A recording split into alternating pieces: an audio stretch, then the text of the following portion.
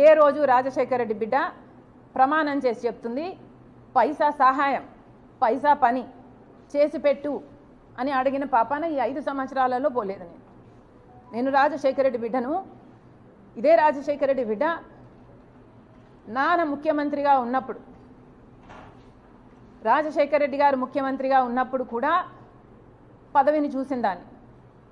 నాకే కనుక డబ్బు ఆశ ఉండుంటే ఆ రోజుల్లోనే ఎంతో కలిగి ఉండేదాన్ని. ఆ రోజైనా ఈ రోజైనా నేనైనా నా భర్త అయినా ఒక సహాయం ఈ రోజు వరకు పైసా సహాయం చేశాడు జగన్మోహన్ రెడ్డి, పైసా సహాయం మేము అడిగాము జగన్మోహన్ రెడ్డిని అని నిరూపణ చేయగలరా? ఎందుకండి ఇలా మాట్లాడతారు? అసలు మీరు జగన్మోహన్ రెడ్డి గారు రాజశేఖర రెడ్డి గారి కొడుకు అన్న విషయాన్ని ఎందుకు మర్చిపోతున్నారు? మీరు మర్చిపోయి వ్యవహరిస్తున్నారు, కానీ చూసే ప్రజలకు తెలుసండి మీరు రాజశేఖర రెడ్డి గారు కొడుకు అని. మరి రాజశేఖర రెడ్డి గారి కొడుకుగా మీరు వ్యవహరించకపోతే మీరు ఎంత హ్యూజ్ డిసప్పాయింట్మెంట్ అవుతారో మీరు ఒకసారి ఆలోచన చేసుకోండి.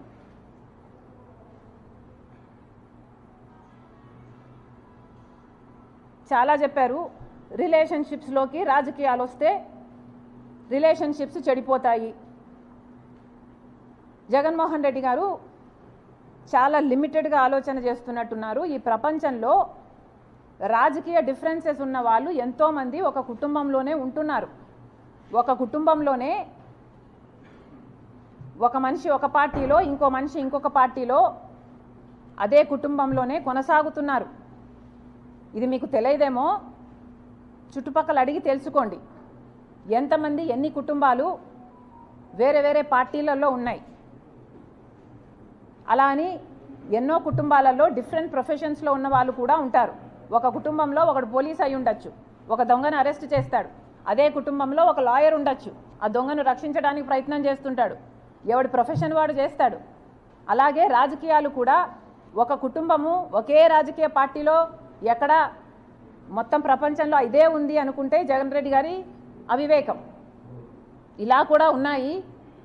కుటుంబంలో వేరే వేరే రాజకీయ పార్టీలో కూడా కొనసాగే వాళ్ళు ఉన్నారు. ఎందుకంటే రాజకీయ పార్టీలు అన్నది ఒక ఐడియాలజీ బేస్డ్ ఆర్గనైజేషన్స్ కాబట్టి ఎవరికి ఏ ఐడియాలజీ నచ్చుతుందో ఆ పొలిటికల్ పార్టీలో చేరే లిబర్టీ ఆ మనిషికి ఉంటుంది. ఎందుకంటే అది బేసిక్లీ ఆ మనిషి రైట్ కాబట్టి. అలాగని ఒకరిని దూషించుకోవడము, ఒకరిని సోషల్ మీడియాలో అంతగా దూషించుకోవడం ఎక్కడా చేయరు. ఒక్క జగన్మోహన్ రెడ్డి గారి విషయంలో మాత్రమే రాజకీయంగా మేము వ్యతిరేకిస్తే సోషల్ మీడియాలో ఆయన ఒక రాక్షస సైన్యాన్నే పెట్టి వేల మందిని ఎంప్లాయ్ చేసుకొని రాజశేఖర రెడ్డి బిడ్డ అనే ఇంగితం లేకుండా, మీకోసం పాదయాత్ర చేశానని లేకుండా, పాదయాత్ర చేసినప్పుడు నేను షర్మిలారెడ్డినే, కానీ ఇప్పుడు మీతో విభేదించాను కాబట్టి నన్ను, నా క్యారెక్టర్ని, నా పుట్టుకను, నా పేరును ఇలా ఎన్ని విధాలు వీలైతే అన్ని విధాలు నాశనం చేయడానికి చూసింది ఒక్క జగన్మోహన్ రెడ్డి గారు మాత్రమే. అందుకు మీరు చరిత్రలో నిలిచిపోతారు. జగన్మోహన్ రెడ్డి గారు, జగనన్న గారు గుర్తుపెట్టుకోవాలి. ఒక చెల్లెలుగా చెప్తున్నాను, మీరు దీనికి చరిత్రలో నిలిచిపోతారు. ఒక చెల్లెలను మీకోసం అంత త్యాగం చేసిన ఆ చెల్లెల్ని గౌరవించకపోగా మీ మూకల చేత, మీ కుక్క బిస్కెట్లకు ఆశపడే ₹10 ఇస్తే రూపాయి యాక్టింగ్ చేసే పేడ్ ఆర్టిస్ట్ల చేత మీరు ఎంత దూషించారు, బెదిరించారు, ఎంతగా క్యారెక్టర్ అసాసినేషన్ చేశారు అన్నది మీ పేరు చరిత్రలో నిలిచిపోతుంది. ఇంకా అన్నారు రిలేషన్షిప్స్లోకి రాజకీయాలు వచ్చినప్పుడు సంబంధాలు చెడిపోతాయి. అందులో కూడా చంద్రబాబు లాంటి వాళ్ళు జోక్యం చేసుకొని ఆశ చూపి ఇలాంటివి చేస్తే ఇంకా చెడిపోతాయని అన్నారు. జగన్మోహన్ రెడ్డి గారికి మళ్ళీ చెప్తున్నాం, మీకు చంద్రబాబు గారి పిచ్చి పట్టింది. జగన్మోహన్ రెడ్డి గారికి చంద్రబాబు పిచ్చి పట్టింది. ఈ పిచ్చి obsession is causing him to hallucinate. అంటే భ్రమ, imaginations. This obsession is making him delusional. Jaganmohan Reddy గారి మెంటల్ స్టేట్ గురించి నాకు జెన్యూన్గానే కన్సర్న్ ఉంది. ఎందుకంటే మాట మాట్లాడితే చాలు నేను చంద్రబాబు గారి చేతిలో రిమోట్ కంట్రోల్, ఆయన చెప్తేనే చేస్తున్నాను అని మాట్లాడుతున్నాడు. నేనే కాదు, సునీత కూడా చంద్రబాబు మాటే వింటుందంట. పక్క రాష్ట్ర ముఖ్యమంత్రి ఈయనలాగే ఒక ముఖ్యమంత్రి అండి. అంటే ఈయన కూడా ఇంకొకరి చేతిలో కీలుబొమ్మ, ఒక రిమోట్ కంట్రోలా? ఈయనకిచ్చే రెస్పెక్ట్ ఈయనకి ఇవ్వాలి. పక్క రాష్ట్ర ముఖ్యమంత్రి గురించి మాత్రం ఇంకొకరి చేతిలో కీలుబొమ్మ అని మాట్లాడుతున్నారు. అర్థం ఉందా అండి? అది కూడా రేవంత్ రెడ్డి అంట చంద్రబాబు గారి చేతిలో కీలుబొమ్మ అంట. చంద్రబాబు ఇక్కడ జైలుకు కూడా వెళ్ళాడు. ఈయనకే అంత పవర్ ఉంటే మరి ఈయన జైలుకి ఎందుకు వెళ్తాడండి? అలాంటి ఆయన చేతిలో ఆయన కీలుబొమ్మ అంట. సో చంద్రబాబు గారి చేతిలో నేను కీలుబొమ్మ, చంద్రబాబు గారి చేతిలో సునీత కీలుబొమ్మ, చంద్రబాబు గారి చేతిలో రేవంత్ కీలుబొమ్మ, చంద్రబాబు గారి చేతిలో మోడీ కూడా కీలుబొమ్మే చంద్రబాబుతో పొత్తు పెట్టుకున్నందుకు. ఇలా చంద్రబాబు గారిని అంత పిచ్చిగా, అంత పెద్ద భూతంగా జగన్మోహన్ రెడ్డి గారికి కనిపిస్తున్నాడు అంటే నిజంగానే జగన్మోహన్ రెడ్డి గారు చంద్రబాబు ఒబ్సెషన్తో డిల్యూజనల్ అవుతున్నారు. ఆయన మెంటల్ కండిషన్ను ఒకసారి చెక్ చేయించుకోవాలని కోరుతున్నాం.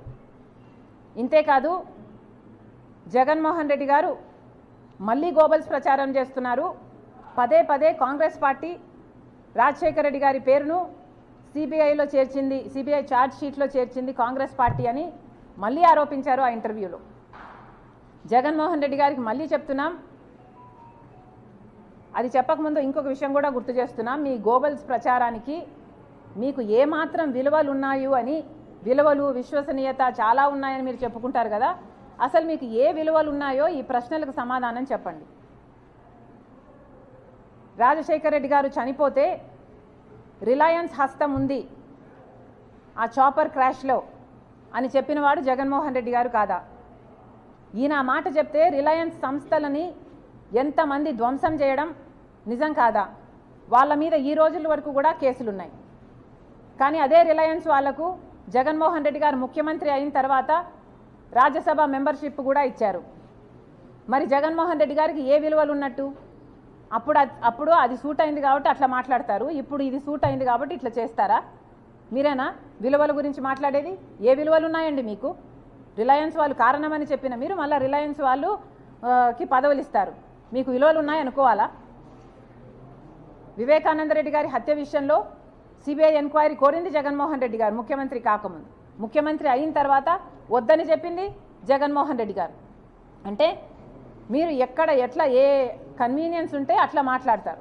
మీరా విలువల గురించి మాట్లాడేది? మీకు విలువలు ఉంటే ఒక మాట మీద నిలబడాలన్న విలువ మీకు లేదా? అలాగే రాజశేఖర రెడ్డి గారి విషయం, రాజశేఖర రెడ్డి గారి పేరును ఛార్జ్ షీట్లో చేర్చడం కాంగ్రెస్ పని అని చెప్తున్నారు.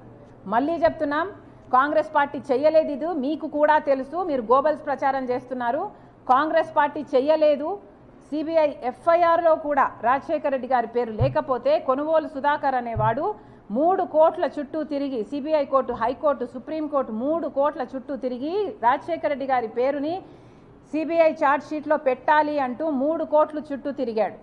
అందుకు మెచ్చి మీరు ఆయనకు ఏఏజీ పదవిని మీరు ముఖ్యమంత్రి అయిన 6 రోజుల్లోనే ఇచ్చారు. ఎవరిని బుకాయించడానికి ప్రయత్నిస్తారు?